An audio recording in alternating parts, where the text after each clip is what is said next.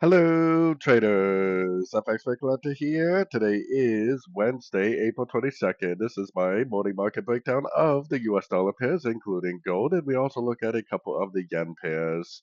As always, we start off with the US dollar index daily time frame because that basically tells us what to do on the other dollar pairs. So on the daily, I still think that this is more likely going to go up and make a wave A. I think the dollar potentially will make a pullback to that for a wave B, and then probably up to about the 50 or the 61% Fibonacci retracement for a wave C. I still think this is a wave A down, this big move down, and then I think that we're going to make a ABC of B, probably lasting at least until mid next week, and then potentially down again for a wave C. I think this is an ABC of B, and I think this up here is an A, and then eventually it will start a brand new uptrend for the bigger wave C. But I think this wave B potentially is going to last at least until mid next week.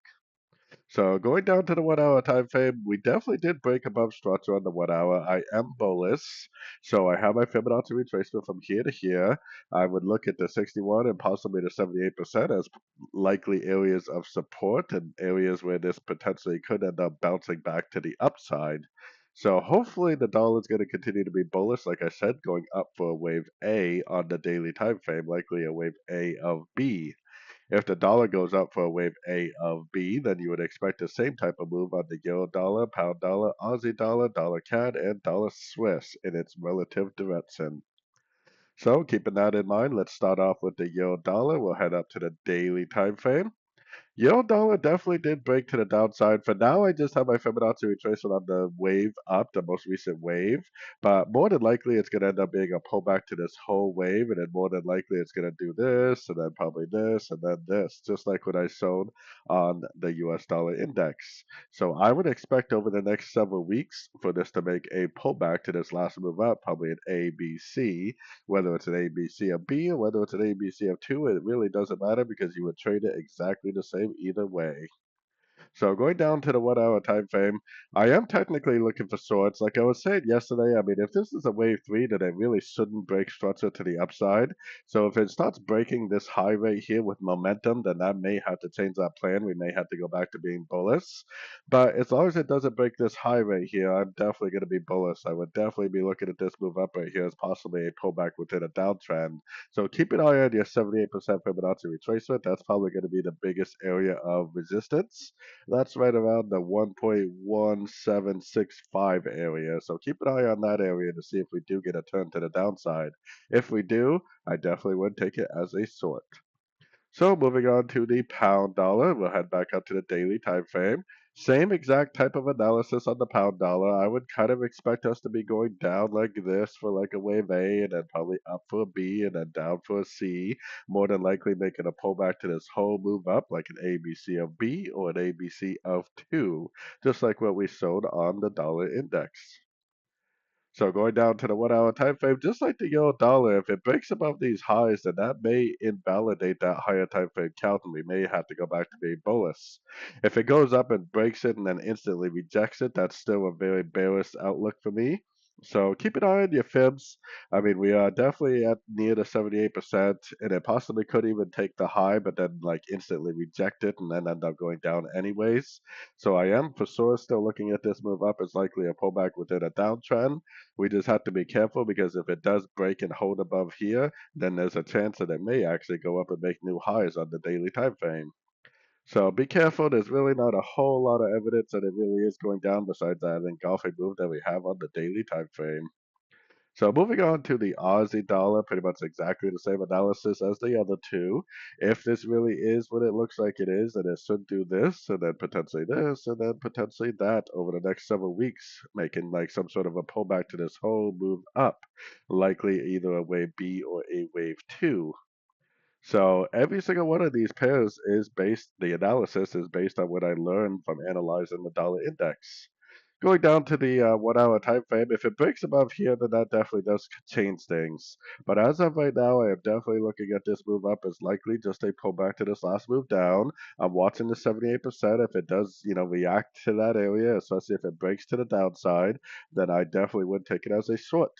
If it does decide to break up, which it could, the market does whatever the market does. If it decides to break up, then no problem. We'll just stop looking for shorts and we'll start looking for longs on the first pullback after the break of structure. So not really too big of a deal either way. Take it one wave at a time. Moving on to the US dollar CAD, back up to the daily. Dollar CAD is still very bearish, and technically we should still be looking for shorts just because there's no real evidence that it's going up yet, except for the dollar index giving us an idea that perhaps it will turn up. But there's definitely a chance that this one keeps going down. There's no engulfing up. There's no break to the upside. There's no high and low. The market is still very, very, very bearish on this one. So excuse me. So going down to the 1 hour time frame, we do have a break to the upside right here. So we have our Fibonacci retracement from here to here. I would be looking at this move down as possibly a pullback within an uptrend because of the dollar index. So if it goes to like the 78, or if it respects this 61%, that makes like an engulfing turn. I definitely would take it as a long. If the dollar index goes up and makes a wave A, then you would expect this to possibly make a 5 wave uptrend for a wave A also. Maybe not that steep and not that impulsive, but definitely something along those lines. So keep an eye out. Technically, we should still be looking for shorts, and if you are short, that's probably the correct direction.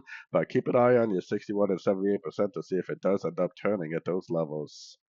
So moving on to the US dollar Swiss, back up to the daily time frame. Dollar Swiss is very similar to dollar CAD. I mean, technically, we should still be looking for shorts, but it really very much looks like a 1, 2, 3, 4, 5, and the dollar index also looks like it wants to go up.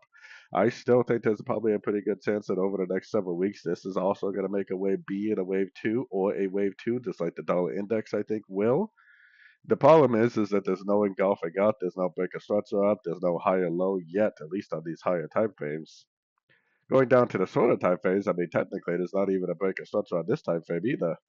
So technically, the break of structure is way up here, up in this area. But because of the dollar index, I would be looking at this move down as possibly a pullback to this last move up, which is why we got our Fibonacci retracement from here to here. If it bounces from the 61 or possibly the 78%, makes a nice engulfing to the upside, then I definitely would take it as a long. While you're long, if it goes up and breaks this, then that should give you the confidence to potentially continue to look for longs for likely a wave A to the upside.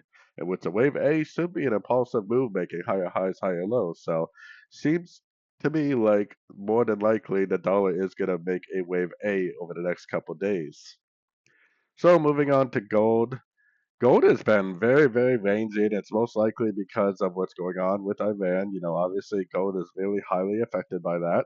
It definitely did engulf to the downside, but that doesn't really change my analysis. I still think that eventually it's going to go up into this 152 area and maybe even a little bit higher to finish off a wave A.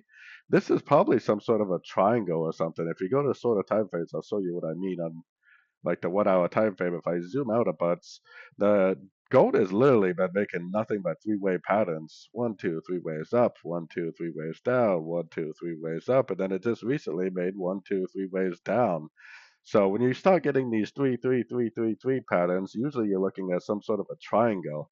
And these are higher highs right here. So perhaps we're looking at like an expanding or a running triangle, which means that maybe now it's going to make another 3 waves and then maybe another 3 waves. But the last 3 waves will go down and take out these lows.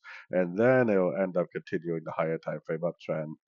So definitely a little hard to predict when you're inside such a weird pattern, a triangle, because triangles can play out in a lot of different ways. But the fact that these are higher highs tells me that it's probably it's either going to be an expanding or a running triangle.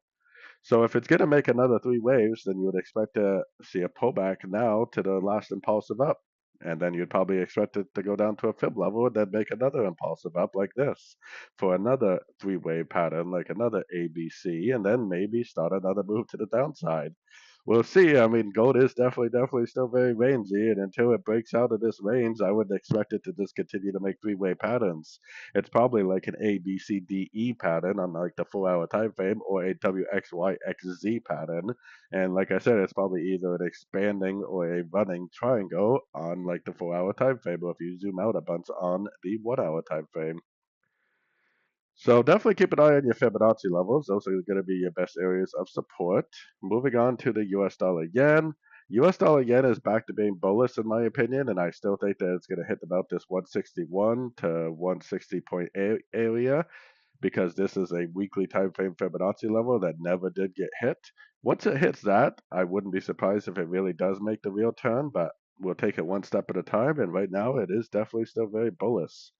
So if the market is going to continue to trend, then it needs to make another higher low, right? Higher low, higher low, higher low, higher low, and it probably will continue to make higher lows. Actually, it looks like it's moving pretty nicely right now, potentially turning at the 78%.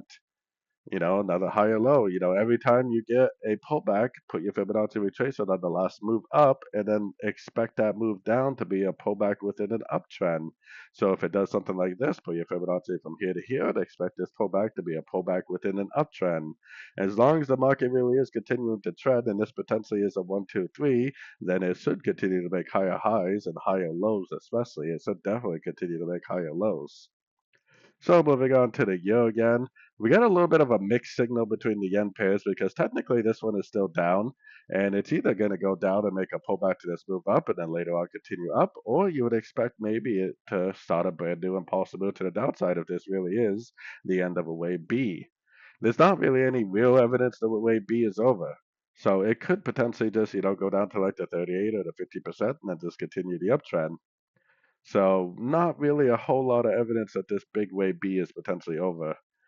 Over the last couple of days, I've been saying that this move up is likely a pullback to this move down, and I'm still saying that. We did get a couple of decent little fib bounces. I mean, right here it did break structure, but then it instantly rejected it and went all the way back up.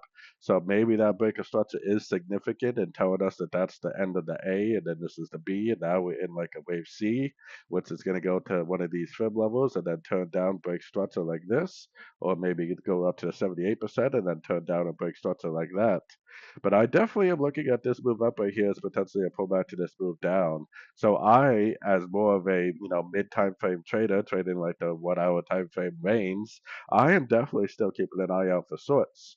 But like I try to explain, if you are a very short time frame trader, ever since the six started making higher lows, you would have potentially been looking for longs on the very short time frames.